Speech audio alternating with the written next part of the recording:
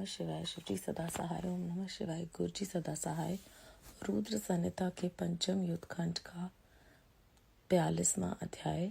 उमा द्वारा शंभु के नेत्र मूंद लिए जाने पर अंधकार में शंभु के पसीने से अंधकासुर की उत्पत्ति, हिरण्याकश्यप की पुत्रार्थ तपस्या और शिव का उसे पुत्र में अंधक को देना, हिरण्याकश्यप का त्रिलोकी को जीतकर पृथ्वी को रसातल में ले जाना और वराह रूपधारी विष्णु द्वारा उसका वध। सनत कुमार जी कहते हैं, व्यास जी, अब जिस प्रकार अंधकासुर ने परमात्मा शंभु के गणाध्यक्ष पद को प्राप्त किया था, महेश्वर के उस मांगलिक में चरित्र का श्रवण करो। मुनीश्वर अंधकासुर ने पहले शिव जी के साथ बड़ा घोर संग्राम किया था, परंतु पीछे बारंबार सात्विक भाव के उद्रेक से उसने शंभु को प्रसन्न कर लिया। क्योंकि नाना प्रकार की लीलाएं करने वाले शंभु शरणागत रक्षक तथा परम भक्त वत्सल हैं, उनका महात्म्य परम अद्भुत है। व्यास जी ने पूछा, ऐश्वर्यशाली मुनिवर, वह अंधक कौन था और भूतल पर किस वीर्यवान के कुल में उत्पन्न हुआ था? दैत्यों में प्रधान तथा महामनस्वी उस बलवान अंधक का स्वरूप कैसा था और वह किसका पुत्र था? उसने परम तेजस्वी शंभु की गणाध्यक्षता को कैसे प्राप्त किया था? यदि अंधक गणेश्वर हो गया तब वे वहां परम धन्यवाद का पात्र है। सनत कुमार जी ने कहा, मुनि, पूर्व काल की बात है। एक समय भक्तों पर कृपा करने वाले तथा देवताओं के चक्रवर्ती सम्राट भगवान शंकर को विहार करने की इच्छा हुई। तब वे पार्वती और गणों को साथ ले अपने निवास भूत कैलाश पर्वत से चलकर काशीपुरी में आए। वहां उन्होंने उस पुरी को अपनी राजधानी बनाया और भैरव नामक वीर को उसका रक्षक नियुक्त किया। फिर पार्वती जी के साथ रहते हुए वे भक्तजनों को सुख देने वाली अनेक प्रकार की लीलाएं करने लगे। एक समय वे उसके वरदान के प्रभाववश अनेकों वीरांगनाएं गणेश्वरों और शिव के साथ मंदराचल पर गए और वहां भी तरह तरह की क्रीड़ाएं करने लगे। एक दिन जब प्रचंड पराक्रमी कपर्दी शिव मंदराचल की पूर्व दिशा में बैठे थे, उसी समय गिरिजा ने नर्म क्रीड़ावश उनके नेत्र बंद कर दिए। इस प्रकार जब पार्वती ने मूंगे सुवर्ण और कमल की प्रभा वाले अपने कर कर्मों से हर के नेत्र बंद कर दिए, तब उनके नेत्रों के मुन जाने के कारण वहां क्षण भर में ही घोर अंधकार फैल गया। पार्वती के हाथों का महेश्वर के शरीर से स्पर्श होने के कारण शंभु के ललाट में स्थित अग्नि से संतप्त होकर मद जल प्रकट हो गया और जल की बहुत सी बूंदें टपक पड़ी। तदनंतर उन बूंदों ने एक गर्भ का रूप धारण कर लिया। उससे एक ऐसा जीव प्रकट हुआ जिसका मुख विकराल था। वह अत्यंत भयंकर, क्रोधीकृत, घन, अंधा रूप, जटाधारी, काले रंग का, मनुष्य से भिन्न, बिडौल और सुंदर बालों वाला था। उसके कंठ से घोर घर घर शब्द निकल रहा था। वह कभी गाता, कभी हंसता और कभी रोने लगता था जबड़ों को चाटते हुए नाच रहा था। उस अद्भुत दृश्य वाले जीव के प्रकट होने पर शिवजी मुस्कुराकर पार्वती जी से बोले। महेश्वर ने कहा, प्रिय, मेरे नेत्रों को मूंद कर तुमने ही तो ये कर्म किया है, फिर तुम उससे भय क्यों कर रही हो? शंकर जी के उस वचन को सुनकर गौरी हंस पड़ी और उनके नेत्रों पर से उन्होंने अपने हाथ हटा लिए। फिर तो वहां प्रकाश छा गया, परंतु उस प्राणी का रूप भयंकर ही बना रहा और अंधकार से उत्पन्न होने के कारण उसके नेत्र भी अंधे थे। तब वैसे प्राणी को प्रकट हुआ देखकर गौरी ने महेश्वर से पूछा। गौरी ने कहा, भगवान, मुझे सच सच बताइए कि हम लोगों के सामने प्रकट हुआ ये बेडौल प्राणी कौन है? ये तो अत्यंत भयंकर है। किस निमित्त को लेकर किसने इसकी सृष्टि की और ये यहाँ किसका पुत्र है? सनत कुमार जी कहते हैं, महर्षि जब लीला रचने वाली तथा तीनों लोगों की जननी गौरी ने सृष्टिकर्ता की उस अंधी सृष्टि के विषय में यूं प्रश्न किया, तब लीला विहारी भगवान शंकर अपनी प्रिया के उस वचन को सुनकर कुछ मुस्कुराए और इस प्रकार बोले। महेश्वर ने कहा, अच्युत चरित्र वाली अंबिके, सुनो, जब तुमने मेरे नेत्र मूंद लिए, उसी प्रकार ये अद्भुत एवं प्रचंड प्रकृति प्राणी मेरे पसीने से प्रकट हुआ। इसका नाम अंधक है। तुम ही इसको उत्पन्न करने वाली, अतः सखियों सहित तुम्हें करुणापूर्वक इसकी गणों के से यथा योग्य रक्षा करनी चाहिए। आर्य, इस प्रकार बुद्धिपूर्वक विचार करके ही तुम्हें सब कार्य करने चाहिए।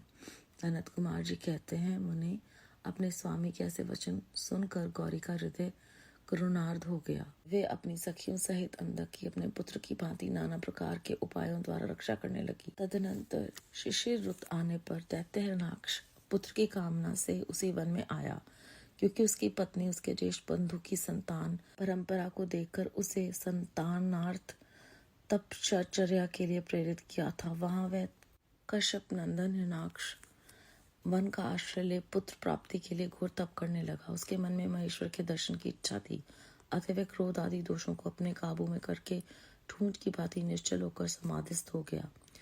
दिव्यजेंद्र तब जिसकी ध्वजा में वृक्ष का चिन्ह वर्तमान है तथा जो पिनाक धारण करने वाले हैं, वह महेश उसकी तपस्या से पूर्णतः प्रसन्न होकर उसे वर प्रदान करने के लिए चले और उस स्थान पर पहुंचकर दैत्य प्रवर हिरण्याक्ष से बोले। महेश्वर ने कहा, दैत्यनाथ, अब तू अपनी इंद्रियों का विनाश मत कर। किस लिए तूने इस व्रत का आश्रय लिया है? तू अपना मनोरथ तो प्रकट कर। मैं वरदाता शंकर हूँ, अतः तेरी जो भी अभिलाषा होगी वह सब मैं तुझे प्रदान करूंगा। सनत कुमार जी कहते हैं, महर्षि महेश्वर के उस सरस वचन को सुनकर दैत्यराज हिरण्याक्ष प्रसन्न हुआ। उसने गिरीश के चरणों में नमस्कार करके अनेक प्रकार से उनकी स्तुति की। फिर वे अंजलि बांधे सिर झुकाकर कहने लगा। हिरण्याक्ष ने कहा, चंद्रभाल, मेरे उत्तम पराक्रम संपन्न तथा दैत्य कुल के अनुरूप कोई पुत्र नहीं है, इसीलिए मैंने इस व्रत का अनुष्ठान किया है। देवेश, मुझे परम बलशाली पुत्र दीजिए। सनत कुमार जी कहते हैं, मुने दैत्यराज के उस वचन को सुनकर कृपालु शंकर प्रसन्न हो गए और उसे बोले, दैत्याधिप, तेरे भाग्य में तेरे वीर से उत्पन्न होने वाला पुत्र तो नहीं लिखा है, किंतु मैं तुझे एक पुत्र देता हूँ। मेरा एक पुत्र है जिसका नाम अंधक है। वह तेरे ही समान प्रकर्मी और अजय है। तू संपूर्ण दुखों को त्याग कर उसी को पुत्र रूप से वर्ण कर ले और इस प्रकार पुत्र प्राप्त कर ले। सनत कुमार जी कहते हैं, महर्षि उसे यूं कहकर गौरी के साथ विराजमान उन महात्मा भूतनाथ त्रिपुरारी शंकर ने प्रसन्न होकर हिरण्याक्ष को वह पुत्र दे दिया। इस प्रकार शिव जी से पुत्र प्राप्त करके वह महामनस्वी दैत्य परम प्रसन्न हुआ। उसने अनेकों स्तोत्रों द्वारा रुद्र की पूजा करके प्रदक्षिणा की और फिर वह अपने राज्य को चला गया। ईश से पुत्र प्राप्त कर लेने के बाद वह प्रचंड प्रक्रमी दैत्य संपूर्ण देवताओं को जीतकर इस पृथ्वी को अपने देश रसातल में उठा ले गया। तब देवताओं, मुनियों और सिद्धों ने अत्यंत प्रक्रमी विष्णु की आराधना की। फिर तो भगवान विष्णु सर्वात्मक यज्ञ में विकराल वाराह शरीर धारण कर थूथूनों के अनेकों प्रहारों से पृथ्वी को विदीर्ण करके पाताल लोक में जा घुसे। वहां उन्होंने कभी न टूटने वाली अपनी अगली दाढ़ों से तथा थूथूनों से सैकड़ों दैत्यों का कचूमर निकालकर अपने वज्र सदृश कठोर पाद प्रहरों से निशाचरों की सेना को मात डाला। तत्पश्चात अद्भुत एवं प्रचंड तेजस्वी विष्णु ने करोड़ों सूर्यों के समान प्रकाशमान सुदर्शन चक्र से हिरण्याक्ष के प्रज्वलित सिर को काट लिया और दुष्ट दैत्यों को जलाकर भस्म कर दिया। यह देखकर देवराज इंद्र को बड़ी प्रसन्नता हुई। उन्होंने उस असुर राज्य पर अंधक को अभिषिक्त कर लिया। फिर महात्मा इंद्र विष्णु को अपनी दाढ़ों द्वारा पाताल लोक से पृथ्वी को लाते हुए देखकर परम प्रसन्न हुए और अपने स्थान पर आकर पूरे व्रत स्वर्ग और भूतल की रक्षा करने लगे। इधर वाराह रूप धारण करके उत्तम कार्य करने वाले उग्र रूपधारी श्री हरि प्रसन्नचित हुए। समस्त देवों, मुनियों और पद्योनी द्वारा ब्रह्मा द्वारा प्रशंसित होकर अपने लोक को चले गए। इस प्रकार बारह रूपी विष्णु द्वारा असुर राज हिरण्याक्ष के मारे जाने पर समस्त देव, मुनि तथा अन्य सभी जीव सुखी हो गए। अध्याय 42 समाप्त। इस अध्याय में जब हमने जाना किस प्रकार अंधक का जो जन्म हुआ है उसका क्या उद्देश्य है और जो भी परमात्मा करते हैं हमारी बुद्धि से परे है, हमारी समझ से परे है। अपनी पत्नी से प्रेरित होकर हिरण्याक्ष वन में आकर घोर तपस्या करता है, अपनी इंद्रियों पर काबू कर लेता है। तब शिवजी महाराज उस पर प्रसन्न होकर उसे कहते हैं कि तुम्हारा अपना तो कोई पुत्र नहीं हो सकता, लेकिन मैं तुम्हें अपना पुत्र देता हूँ। जब उसे पुत्र की प्राप्ति होती है तो वो समस्त देवताओं को जीतकर अपने देश रसातल में पृथ्वी को उठाकर ले जाता है। समस्त देवता जो हैं वो विष्णु जी की आराधना करते हैं। विष्णु जी पाताल में जाकर सुदर्शन चक्र से उसको मार देते हैं और इस प्रकार सारे जो देवता, मुनि आदि हैं वो सब सुखी हो जाते हैं। तो कुछ भी जो भी इस दुनिया में हो रहा है वो परमात्मा की मर्जी से हो रहा है और जो भी वो करते हैं वो सबकी भलाई के लिए होता है, जो हमें समझने में समय लगता है। इस अध्याय में भी वो हमें यही समझा रहे हैं।